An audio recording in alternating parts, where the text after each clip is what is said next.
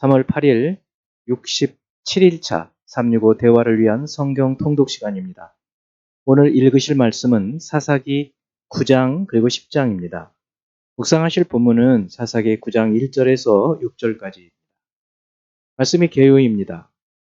훌륭한 신앙적 지도자도 그 다음 세대를 제대로 세우지 못하면 상황은 이전보다 더 악화된다는 것을 이 사사기 역사를 통해서 배웁니다. 기드온이 그렇습니다. 그는 훌륭한 지도자였으나 70명이나 되는 아들과 첩의 아들 아비멜렉을 두므로 문제를 일으켜서 결국 족속 간의 살육의 원인을 제공하게 됩니다. 그런 점에서 신앙의 계승은 사활적으로 중요하다고 볼 수 있습니다. 9장 1에서 6절은 기드온의 아들 아비멜렉이 냉혹한 형제의 난을 일으켜 권력을 탈취한 것.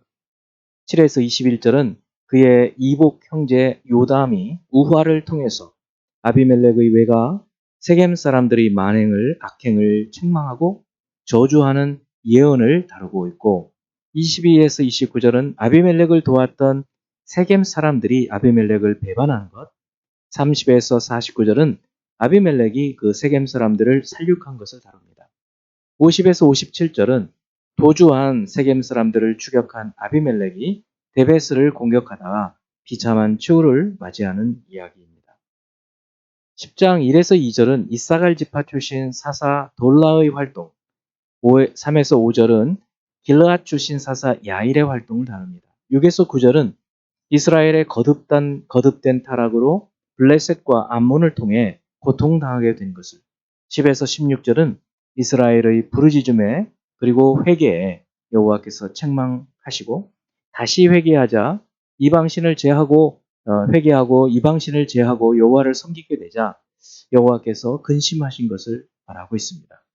17, 18절은 암몬이 길르앗을 침략한 것과 이스라엘이 미스바에 모여서 대책을 논의한 것을 말하고 있습니다.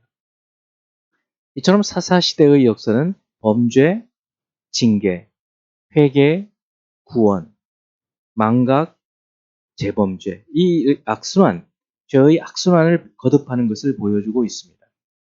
죄를 범한 후 하나님 앞에 징계를 받으면 회개하면 구원해 주시는 그 은혜를 체험하고도 얼마 지나지 못하면 잊어버리는 그리고 다시 죄를 범하는 이런 건망증이 모든 인간을 죽음으로 인도하는 죄의 병자임을 보여주는 것입니다. 이제 예수 그리스도를 닮아가고자 하는 우리의 목표를 향한 여행을 위해서 질문하고 대답하는 시간을 갖습니다. 첫 번째, 사사기 8장 30절, 31절.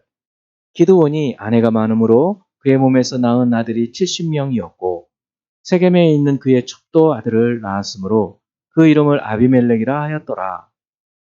기드온에게 아내가 많고 아들이 70명이 있고 또 첩도 있었다는 것에서 예상할 수 있는 것은 무엇일까요?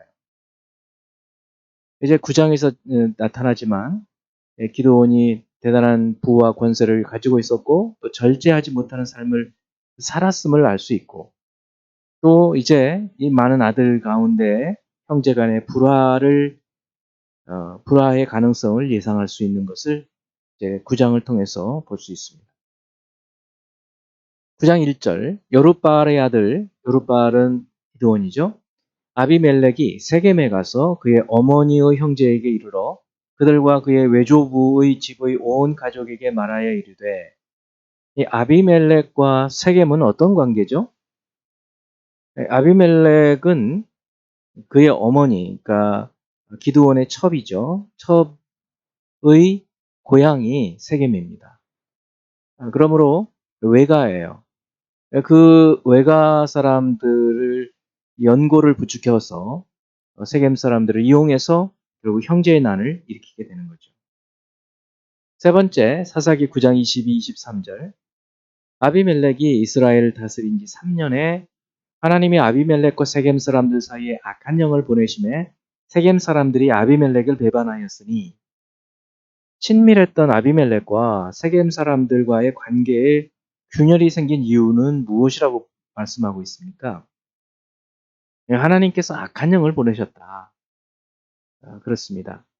아비멜렉의 악행 때문에 하나님께서 징계하시기 시작하시는 것이죠. 네 번째, 사사기 10장 6절. 이스라엘 자손이 다시 여호와의 목전에 악을 행하여 바알들과 아스타롯과 아람의 신들과 시돈의 신들과 모압의 신들과 암몬 자손의 신들과 블레셋 사람들의 신들을 섬기고 여호와를 버리고 그를 섬기지 아니하므로. 이스라엘 주변 국가들이 숭배하는 이방 신들이 무엇이고 이스라엘이 이방 신을 섬기고 여호와를 버리는 그리고 여호와를 섬기지 않는 이유가 무엇일까요? 10장 6절에 나오는 대로 이스라엘 주변 국가들이 숭배하는 신들이 많죠. 바알들, 아스타롯, 아람의 신, 시돈의 신, 모압의 신, 암몬의 신, 그리고 블레셋 사람들의 신들이죠. 왜 그러면 여호와를 버리고 이방 신을 섬겼을까요? 여호와 하나님은 이런 다른 신들과 달리 신상, 우상이 없었습니다. 눈에 보이지 않는 하나님, 말씀으로 존재하시고 그리고 그 가운데 임재하시는 이 하나님을 섬기는 것은 참으로 어렵습니다. 오직 여호와 하나님께서 행하신 일을 말씀으로 가르치지 않으면 깨달을 수가 없는 거죠. 대신 이 우상들은 풍요와 다산의 신으로 풍년을 가져온다고 생각하기 때문에 쉽게 그들의 신에 동화되고 그들의 문화에 동화되어 버리기 쉽죠. 우리도 마찬가지입니다. 우리 하나님을 섬기는 것, 눈에 보이지 않는 하나님 말씀을 우리가 묵상하지 않고 하나님을 섬기는 것은 있을 수가 없는 일입니다. 그렇지 않으면 우리 눈에 보이는 이 세상의 풍속에 우리는 금방 점령되어 버릴 것입니다. 다섯 번째, 사사기 10장 10절. 이스라엘 자손이 여호와께 부르짖어 이르되 우리가 우리 하나님을 버리고 바알들을 섬김으로 주께 범죄하였나이다 하니. 이스라엘 자손들은 언제 여호와께 부르짖습니까? 이것을 보면서 어떤 깨달음을 얻습니까? 이스라엘 자손들은 고난이 오면 부르짖어요. 평안할 때 하나님을 섬기지를 않습니다. 그러나 우리가 평안할 때라도 하나님을 잘 섬길 수 있으려면 하나님 말씀을 마음에 새기고 또 자녀들에게 부지런히 가르쳐서 지켜 행하도록 해야 하는 것입니다. 이제 한 구절의 말씀을 묵상하며 교훈으로 삼고 기도하는 시간을 갖습니다.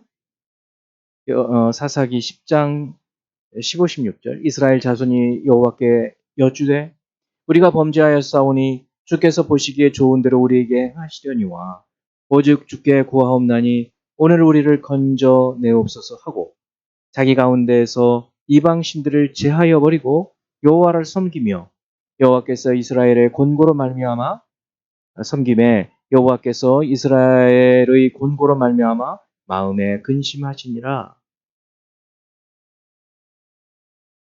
하나님의 마음을 우리가 읽어볼 수 있죠.